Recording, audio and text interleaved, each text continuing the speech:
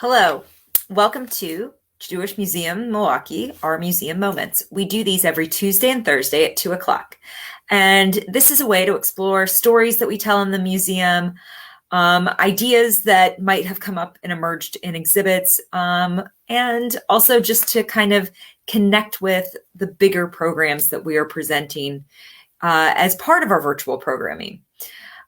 This week, Thursday, we actually have a very big program going on.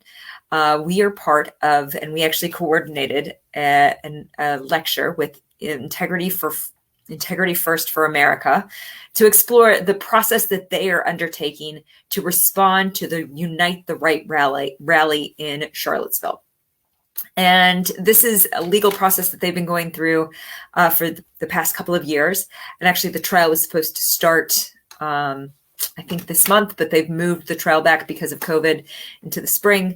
But it does give this big question of how do you respond to anti-Semitism in one hand, what are kinds of approaches you can take?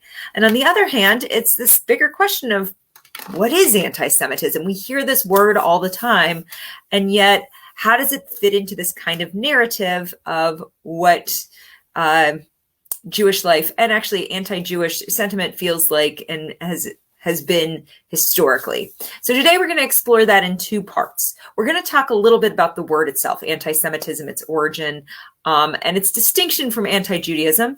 And then on the other hand, I wanted to explore another case of advocacy and how someone stood up to Nazi sympathizers and what that looked like in the 1930s as a way of kind of building a connection to the work that Integrity First for America is doing. So let's start with that kind of tougher linguistic question. And we're going to jump into our presentation. According to the Anti-Defamation League, anti-Semitism, they define anti-Semitism as being the belief or behavior hostile towards Jews just because they are Jewish. It may take the form of religious teachings that proclaim the inferiority of Jews, for instance, or political efforts to isolate, oppress, or otherwise injure them. It may also include prejudiced or stereotyped views about Jews. And so this is big and overreaching, and it can be lots of things. Another thing I will point out is throughout my presentation, you will see anti-Semitism altogether as one word. Certainly, I'm sure many of you have seen it where the anti is capitalized, the anti is lowercase, there's a hyphen, there's not. In Deborah Lipstadt's recent book on anti-Semitism, this is how she articulated spelling it. Because for her, it's not this, it's one idea altogether. And I think one of the strange things about this particular word is the idea of Jews as Semites is not something that is in common parlance in any other space except for this particular word. And so having it all together kind of gives it this sense of, well, this is a thing. It's not that there is such a thing as Semitism that is also out there, because it really is not part of this discussion in the same way. The word itself was originated by this gentleman, Wilhelm Marr, and Marr had been this kind of mercurial persona in the 1800s in Germany, where he kind of bounced from political ideology to another. He also bounced between wives. He had 4 wives, 2 of whom were Jewish. And it kind of within his bio points to all of these places where he interacted with Jews. At some point in this kind of universe of political activity, he develops the idea or pulls together this idea of thinking about Jewish inferiority based on scientific practice as a way of kind of framing the pseudoscience of the day, which is supposed to be setting up the Aryan race as the kind of master race. And this is in the 1800s in response to a failed German revolt. And then in terms of seeing what he saw as failures of assimilation and the challenges, and really he starts articulating a view that had existed about Jewish control of government, but uses this kind of this marriage to pseudoscience to show that this is why this should be validated. And he calls it Semitism because it is this way of, for him, articulating a racial identity, that Aryans on one hand are this kind of master race, and Semites, and he's lumping Jews into this larger grouping, but it's really about anti-Jewish ideology at this point, to say, look, we, the Aryans, are strong, and the Semites, the Jews, are not. This is a book he wrote, Der Weg, and it's about how the Jews and the Germans have been in constant battle. Supposedly, according to one biographer, at the end of his life in the 19-teens, he actually has a moment and says, oh, wait, I was wrong about this. But by this time, the train has left the station. And this is, fully formed ideology that many other people have picked up. He, for one, does not actually ever get into why the Aryans are stronger or what the scientific proof basis is for their particular strength. Instead, he kind of just leaves it as a hanging thing that other pseudoscientists, as we come into the latter half of the 19th century, pick up on, where some people say, oh, it's phrenology, it's the way heads are shaped. Other people say it's blood. And other people kind of give all of these other kind of pseudoscientific reasons. But all of this comes together into kind of a broader shape that is later picked up in the mantle of Nazi ideology. I want to say, though, anti-Semitism, well, the word is coined in the 1800s, is not invented in the 1800s. And in some ways, it marries much earlier peace. And I think it's one of these things that anti-Semitism has this kind of, is in line with anti-Judaism that had existed for millennia. At this point, you have a lot of church-based hatred that is going on, and a lot of superstition and stereotypes. Remember, those stereotyped views are one of the things that the ADL is pointing out as a challenge around anti-Semitism. I think, though, that there's some things that anti-Semitism posits that make anti-Judaism a little different. One, anti-Judaism, and some people would have felt that this was that it was unchangeable, but there still was a sense that you could convert from Judaism and potentially not be Jewish. Once this becomes a racial identity factor, as expressed by Marr and others like him, it becomes intrinsic, your Jewish identity, as opposed to changeable. You can't change a racial identity. You can change a religious identity. And it is popularized as being scientific versus superstitious, that this isn't, kind of old thinking. This is saying, look, we have these fine scientists who are saying, based on the shape of your head, based on your blood typing, that's where these differences are coming in. And it also is created by people like Marr, who are seeing massive changes in the world, and they want to undercut those changes by identifying those forces as evil or such. And it's really a way of maintaining a racial hierarchy by saying these people are different, as opposed to kind of maintaining a racial separation. Jews are different and they're kept separate. They're put in ghettos. But this is saying, in this new world of Enlightenment and Jewish engagement into the broader community, this is a way of maintaining that separation and maintaining a hierarchy, even in that kind of new world of post-Enlightenment thinking.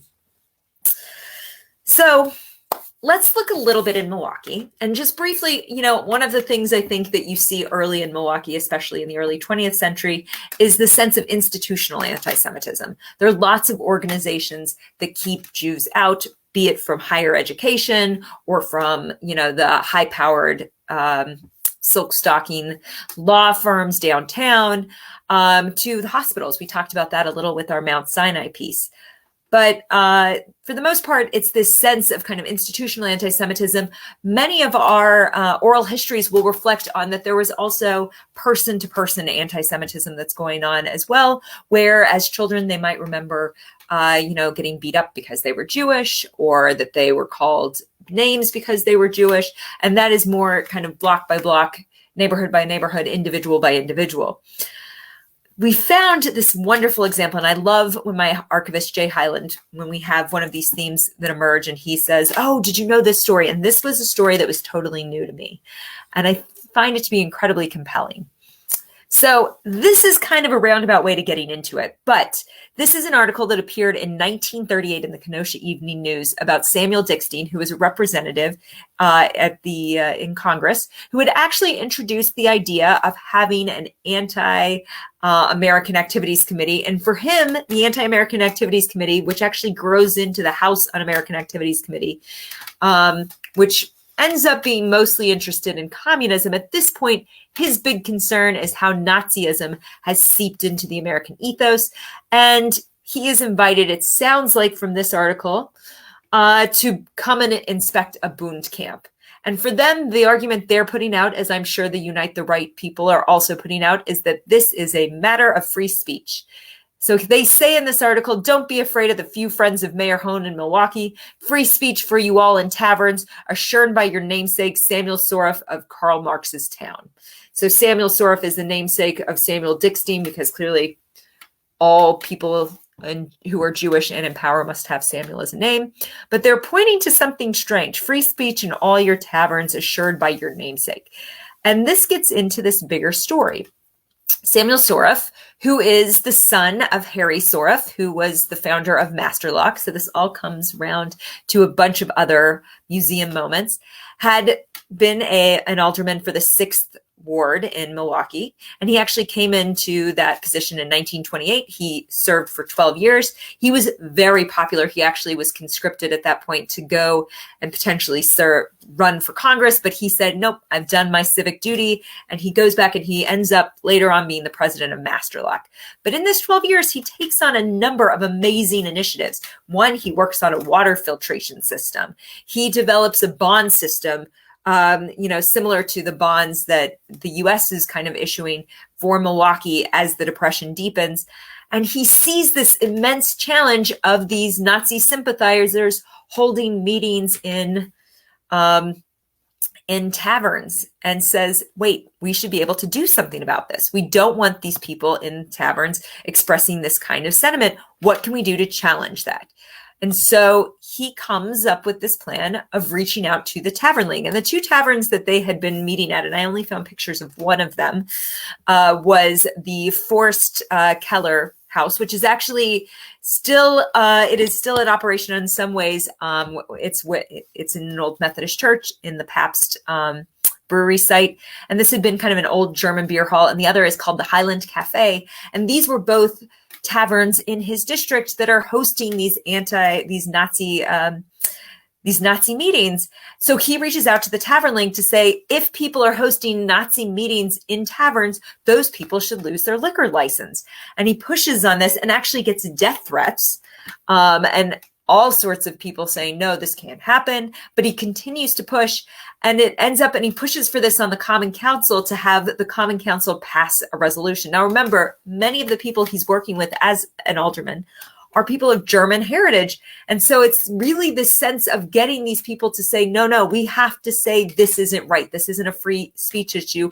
This is an issue of intimidation. This is an issue where we want people to come together. One of the things that I think that he does in the terms of advocacy that is so important is he pulls other people into the mission. He gets a letter from the Steuben Society, which is a national German group, to say, we think that, yes, the Tavern League and the Common Council should rescind these liquor licenses, because we don't feel like this is an American value. This isn't about free speech.